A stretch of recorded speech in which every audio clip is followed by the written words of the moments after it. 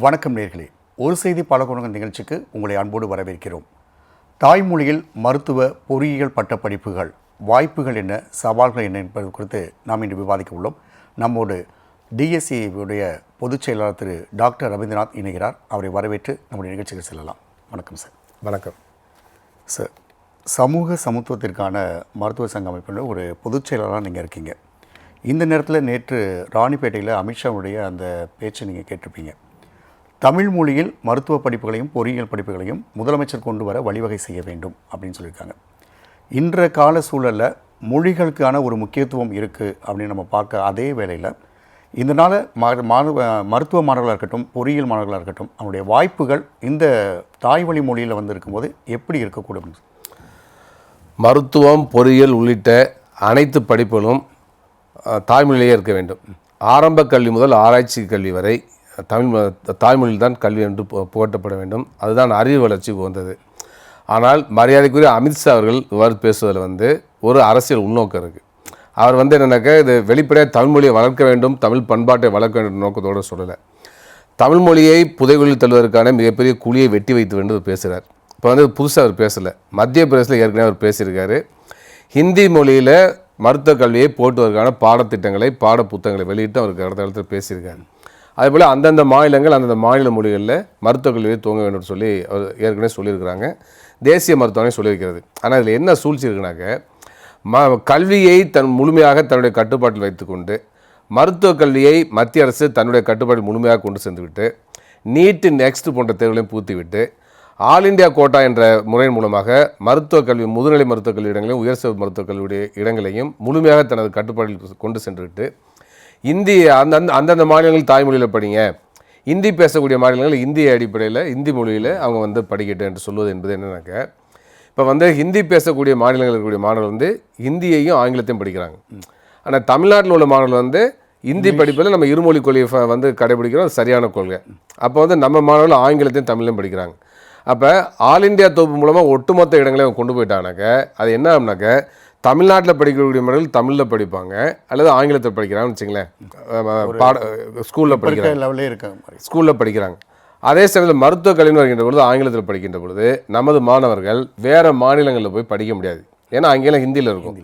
அப்போ +2 வரையும் ஹிந்தியில் நம்ம ஆங்கிலத்திலையும் தமிழையும் படித்து விட்டு நம்ம மாநில மாணவர்கள் ஆல் இண்டியா கோட்டாவில் இடம் கிடைச்சா வேறு மாநிலங்களுக்கு போய் படிக்க முடியாது. ஆனால் அதே சமயத்தில் இந்தி பேசக்கூடிய 3 கல்லூரியை மருத்துவக் கல்லூரி அவங்க மொழியை சொல்கிறாங்க அப்படின்னா யூபியில் போய் நம்ம சீட்டு வாங்க முடியாது, படிக்க முடியாது. அப்போ மறைமுகமாக நம்ம சீட்டெலாம் பதிவாகக்கூடிய நிலை ஏற்படும். நம்முடைய மாநில உரிமைகளுக்கு எதிராக அமையும். அதே போல் பார்த்தீங்கன்னா ஹிந்தி பேசக்கூடிய மாநில மாணவர்கள் எங்கே வேணாலும் போய் படிக்க முடியும். ஏன்னா அங்கே எல்லா இடத்துலையும் ஆங்கிலமும் இருக்குது. அப்போ உங்களுக்கு பிரச்சனை வராது. ஆனால் அதனால தான் நாங்கள் சொல்கிறோம் இதில் உள்நோக்கம் இருக்குன்னு. ஆனால் அதே சமயத்தில் மாண்புமிகு தமிழ்நாடு முதலமைச்சர் அவர்கள் தமிழ்நாட்டில் சென்னை மாநகரில் தமிழ் வழியில் மருத்துவக் கல்வி துவங்கப்படும் என்று அறிவித்திருக்கின்றார். அது வரவேற்கத்தக்கது, பாராட்டத்தக்கது. ஏன்னா தமிழ்நாட்டில் நம்ம இந்தி திணிப்பை எதிர்க்கின்றோம். அது நியாயமானது, வரவேற்கத்தக்கது, பாராட்டத்தக்கது. இந்திய கம்யூனிஸ்ட் கட்சி அதில் ஆரம்பத்திலேருந்து உறுதியாக இருந்திருக்கு. சிங்காரவேலர் தென்னிந்தியாவின் முதல் கம்யூனிஸ்ட் அவர் மிக தெளிவாக சொல்லியிருக்கின்றார், இந்தி திணிப்பு கூடாது, அந்தந்த மாநில மொழிகளில் தான் அந்தந்த மாநில மாணவர்கள் ஆரம்ப கல்வி முதல் ஆராய்ச்சி கல்வியும் படிக்கணும்னு சொல்லியிருக்கார். அதேபோல் தோழர் ஜீவானந்தம் அவர்களும் மிக தெளிவாக தமிழ்நாடு சட்டமன்றத்திலே பேசியிருக்கின்றார். ஆனால் நம்ம இந்தி திணிப்பு எதிர்க்கிற மொழியை அதே சமயத்தில் தமிழ் மொழியில் ஆரம்ப கல்வி முதல் ஆராய்ச்சி கல்வி வரை வழங்குகிறோமா என்பது மிகப்பெரிய கேள்வி. அப்போ தமிழ் இருக்க வேண்டிய இடத்துல இன்றைக்கி ஆங்கிலம் இருக்குன்றது பார்க்க வேண்டிய அவசியம் இருக்குது. அப்போ அதுலேயும் மாற்றங்கள் வர வேண்டும். அப்போ எனக்கு அவர்களுடைய தாய்மொழியில் படிக்கின்ற பொழுது தான் அது அறிவு வளர்ச்சிக்கு உதவும், சமூகத்துக்கு முழுமையான பயன் கொடுக்கும், சிந்தனை திறனை ஊக்கப்படுத்தும், ஆராய்ச்சியில் உதவிகரமாக இருக்குங்கிறத பார்க்க வேண்டிய அவசியம் இருக்குது. அந்த மொழியையும் காக்க முடியும். எனவே இன்றைக்கு தமிழ்நாட்டில் நம்மளுடைய டாக்டர் எம்ஜிஆர் பல்கலைக்கழகத்தில் தமிழ் மொழி பல்கலைக்கான அந்த மேம்பாட்டு ஆணையம் இருக்கு இல்லையா? இல்லை, இருக்குது. சில சொற்கள்லாம் மொழிபெயர்த்துருக்காங்க. இப்போ இந்த சில நூல்கள்லாம் கூட மொழிபெயர்த்துருக்காங்க. ஆனால் இது மிக மிக காலதாமதம். ஏன்னா ஏற்கனவே இருந்த இந்திய மருத்துவ council medical council of India தாய்மொழி வழி கல்விக்கு எதிராக இருந்துச்சு. இப்போ தமிழ்நாட்டில் ஒரு முதுநிலை மருத்துவமானவர் தன்னுடைய ஆராய்ச்சி படிப்பு தமிழ் மொழியில் கொடுத்தாரு. தமிழ்நாடு டாக்டர் எம்ஜிஆர் அதை ஏற்றுக்கொள்ள மறுத்துட்டாங்க. அவரை ஃபெயில் ஆகிட்டாங்க. ஏன்னா தமிழ்நாட்டில் ஏன் தமிழ் மொழியில் நீங்கள் ஆராய்ச்சி ஏற்றுக்கல? அவர் சொந்தமாக ஒரு தீசிஸை தமிழ் மொழியில் கொடுக்குறாரு. அதை நீங்கள் ஏற்றுக்க வேண்டியது தானே? அதையே ஆங்கிலத்தில் கொடுக்கணும், ஏன் அவரை ஃபெயில் ஆக்கினீங்க? அப்போ எந்த அளவுக்கு நம்ம தமிழுக்கு எதிராக நம்ம தமிழ்நாடு டாக்டர் எம்ஜிஆர் மருத்துவ பல்கலைக்கழகம் இருந்திருக்குன்னு பாருங்கள். அப்போ இது வந்து மோசமான ஒரு போக்கு. அப்போ தமிழ்நாட்டு மாணவர்களுக்கு ஆரம்ப கல்வி முதல் ஆராய்ச்சிகளை தமிழில் வழங்குவதற்கான சூழலை உருவாக்கணும். ஆனால் இன்றைக்கி வந்து பள்ளிக்கல்வி தனியார் மயமானது என்ன ஆயிடுச்சுனாக்க, இப்போ தனியார் பள்ளிகளில் எல்லாமே பார்த்திங்கன்னா ஆங்கில மீடியம் ஆங்கில வழி கல்வின்னு மாறிடுச்சு. அங்கே தமிழ் ஒரு பாடமொழியாக தான் சில பள்ளிக்கூடத்தை கற்றுக் கொடுக்குறாங்க ஒழிய அங்கே வந்து தமிழ் வழி கல்வி இல்லை. இன்னும் சொல்லப்போனால் தமிழ்நாட்டில் உள்ள அரசு பள்ளிகளில் கூட இன்றைக்கு என்ன நிலைமைனாக்க பல பள்ளிகளில் ஆங்கில வழி கல்வி வந்துருச்சு. அப்போ வந்து ஆங்கில மோகம் அதிகரித்திருக்கிறது. ஆங்கிலம் படித்தால் தான் வேலை வாய்ப்பு உருவாகும், ஆங்கிலம் படித்தாலும் வெளிநாட்டில் போய் வேலை செய்ய முடியும் என்ற ஒரு மித்து உருவாக்கப்படுகிறது, தவறான கண்ணோட்டம் உருவாக்கப்படுகிறது. அதே வேளையில் சொல்கிறது வந்து பார்த்திங்க அப்படின்னா, ஒரு ஆராய்ச்சி படிப்பாக இருக்கட்டும், அடுத்த கட்ட நகர்வாக இருக்கட்டும், அவங்க வந்து ஒரு படிக்கிறது தமிழில் படித்தாலும் செயல்முறை அப்படின்னு போகும்போது அது ஆங்கிலத்தில் தான் உலகளவில் இருக்குது, அதனால் அதுதான் தேவைப்படுது அப்படின்னு. இது வந்து தவறான கருத்து. சீனா அதிகமான மக்கள் தொகை கண்ட நாடு, அங்கங்கே ஆங்கிலம் இருக்குது. ரஷ்யா மிகப்பெரிய அளவுக்கு அறிவியல் தொழில்நுட்பம் முன்னேறி இருக்கிறாங்க, எல்லா விதமான தொழில்நுட்ப வளர்ச்சியில் முன்னேறிட்டு இருக்கிறாங்க. அங்கங்கே ஆங்கிலம் இருக்குது. ஜப்பானில் எங்கே ஆங்கிலம் இருக்குது? ஜப்பானில் ஒரு கடையில் கூட நீங்கள் ஆங்கிலத்தை போய் சொல்லி நான் ஜப்பான் போயிருக்கேன், எந்த பொருளையும் வாங்க முடியாது. அப்படி இருக்கின்ற பொழுது மிக அறிவியல் தொழில்நுட்பத்தில் முன்னேறிய நாடுகள் எல்லாமே, வளர்ச்சி பெற்ற நாடுகள் அனைத்துமே தங்களுடைய சொந்த தாய்மொழியில் தான் கல்வி பயில்கிறார்கள் என்பது பார்க்க வேண்டிய அவசியம் இருக்குது. ஆங்கிலம் என்பது ஒரு உலகளாவிய மொழியாக இருக்கிறது என்பது ஒரு மித்து. இன்றைக்கு தமிழ்நாட்டிலையும் இந்தியாவிலையும் வேலையில்லா திண்டாட்டம் இருக்கிறதுன்னு சொன்னால் அது மொழி காரணம் அல்ல, இன்றைக்குள்ள சமூக பொருளாதார அமைப்பு தான் காரணம், முதலாளித்துவ அமைப்பு தான் காரணம். ஆங்கிலம் பேசக்கூடிய எல்லா நாடுகளையும் ஆங்கிலத்தை படித்த எல்லா டாக்டரும் வேலைவாய்ப்பை கொடுத்துட்டாங்களா? பொறியியல் படித்த எல்லாத்தையும் வேலைவாய்ப்பை கொடுத்துட்டாங்களா? எனவே இப்படிப்பட்ட ஒரு போக்கு தவறு. அதே போலவே எந்த மொழியில் தாய்மொழியில் படித்தாலும் எங்கே வேணாலும் போய் வேலை செய்ய முடியும். அந்த நாட்டில் போன பிறகு அந்த மொழியை கற்றுக்கொண்டு நம்ம வந்து வேலை செய்ய முடியும். அதே வேளையில் சொல்லும் போது பார்த்திங்க அப்படின்னா, தாய்மொழியில் கற்கும் போது அவனுடைய வேலை வாய்ப்புன்றது அந்த ஊருக்குள்ளேயே சுருங்கிடும், வெளியே போக முடியாதுன்றதையும் ஒரு சொல்கிறாங்க. இல்லை, அப்படியே கிடையாது. நான் அதுக்கு தான் சொல்ல வரேன். நீங்கள் வந்து உங்களுடைய இந்த வாதத்தை எடுத்துக்கொண்டாலும் கூட, இந்த வாதத்தை நான் ஏற்றுக்கொள்ள, இந்த வாதத்தை எடுத்துக்கொண்டாலும் கூட நம்ம தமிழ்நாட்டில் பாடத்திட்டத்தில் செகண்ட் லாங்குவேஜ் இங்கிலீஷ் இருக்குல்ல. நீங்கள் தமிழ் வழியில் படிக்க போகிறீங்க, ஆனால் இங்கிலீஷ் லாங்குவேஜும் படிக்கிறீங்களா? இங்கிலீஷ் லாங்குவேஜ் ஒழுங்காக சொல்லிக் கொடுங்க. ஆங்கில மொழி சரியாக சொல்லிக் கொடுத்தா என்ன சிக்கல் வரப்போகுது? நீங்கள் வந்து அறிவியலில் தமிழில் படிக்க போகிறீங்க, ஆங்கில மொழியும் படிக்க போகிறீங்க. அப்போ வேற ஒரு நாட்டில் போய் டாக்டராக பணியாற்றுவோம், உங்களுக்கு என்ன சிக்கல் வரப்போகுது சொல்லுங்கள். அதே போல் தமிழ்நாட்டில் பாருங்கள், நீங்கள் ஆங்கிலத்தில் வந்து மருத்துவத்தை படித்தாலும் நீங்கள் எந்த மொழியில் வந்து மக்களுக்கு சிகிச்சை வழங்குறீங்க? தமிழ் தான் ப்ராக்டிஸில் இருக்குது. நீங்கள் வந்து நோயாளிகிட்ட போய் ஆங்கிலத்தில் பேச முடியுமா? ஷேக்ஸ்பியர் மாதிரி பேசிகிட்டு இருக்க முடியுமா? நோயாளியுடைய கம்ப்ளைண்ட் ஆங்கிலத்தில் கேட்க முடியுமா? ஆங்கிலத்தில் நீங்கள் செவிலியர்களுக்கும் மற்ற ஊழியர்களுக்கும் நீங்கள் இன்ஸ்ட்ரக்ஷன் கொடுக்க முடியுமா? அல்லது அந்த மருத்துவமனையில் இருக்கக்கூடிய நிர்வாக கூட்டங்களை எல்லா மட்டத்துக்கு மட்டும்தான் அது உதவும், கீழே வரும்போது அது நடைமுறையில் மருத்துவ சேவையில் தமிழ் தாங்க இருக்குது. நீங்கள் படிக்கிறது ஆங்கிலத்தில் இருந்தாலும் நடைமுறையில் அதுதான் இருக்குது. அதுபோல தான் உலக நாடுகள் முழுவதுமே. அப்போ வந்து எது வந்து நடைமுறை இருக்கிறதோ அந்த மொழி தான் செழிக்கும், அந்த மொழி தான் வளரும், அந்த மொழி தான் உயிர்த்து இருக்கும். இல்லைன்னு சொன்னால் உயிர்த்து இருக்க முடியாது.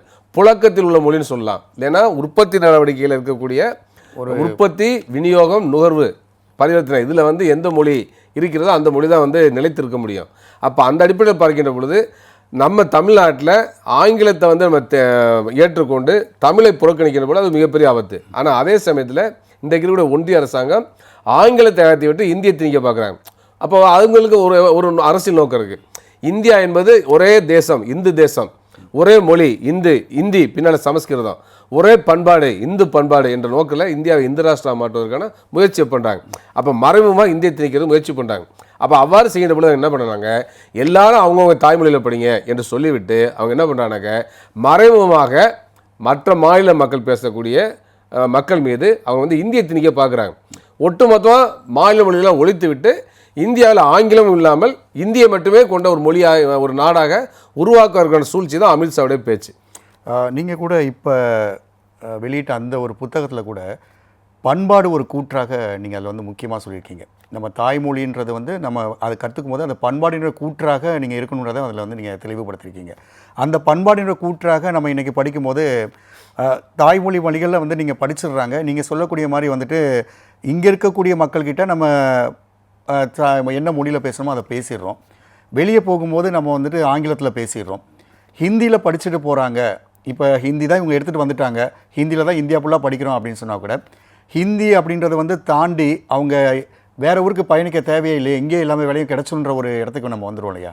இல்லை, அப்படி பார்க்க வேண்டிய அவசியம் இல்லை. இப்போ நீ ஆங்கிலத்தில் படித்து தான் இந்தியா முழுவதும் எங்கே வேணாலும் போயிட முடியுமா? இப்போ ராஜஸ்தான்லேயோ இல்லை ஒரிசாவிலையோ போய் கிராமப்புறங்களில் வந்து ஆங்கிலத்தில் பேசி எதாச்சும் மக்களை கேட்க முடியுமா? கேட்க முடியாது. அதுபோல் இந்தியை படித்துக்கிட்டு நாடு முழுவதும் போய்விட முடியுமா?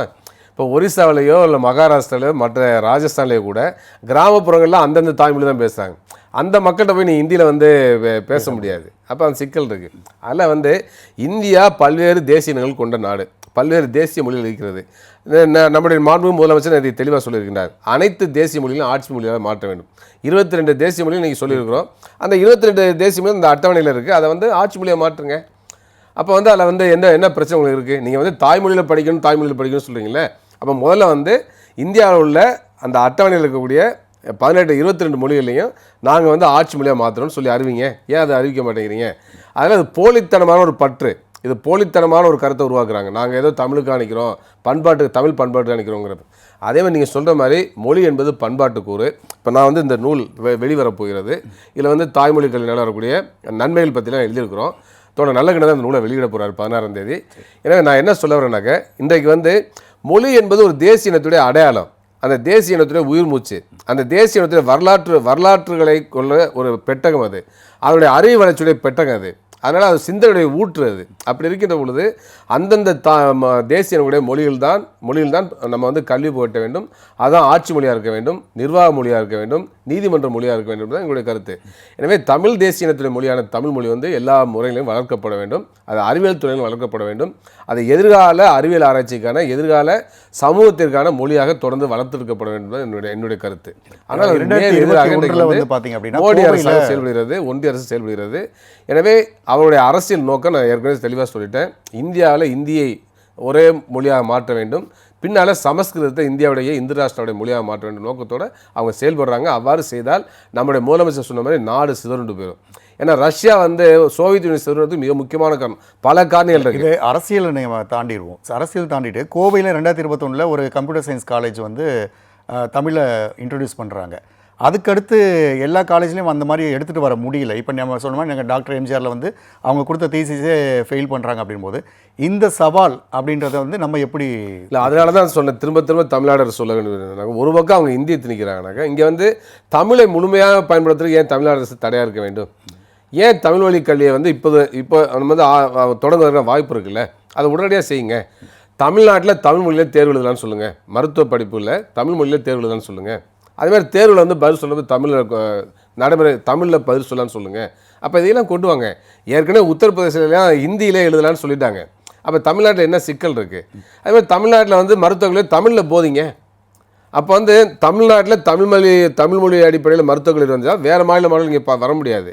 அப்போ நம்முடைய இடங்களை நம்ம மாநிலங்களை பாதுகாக்க முடியும். அப்போ அது ஒரு பாதுகாப்பு அரணாக இருக்கிறது இல்லையா?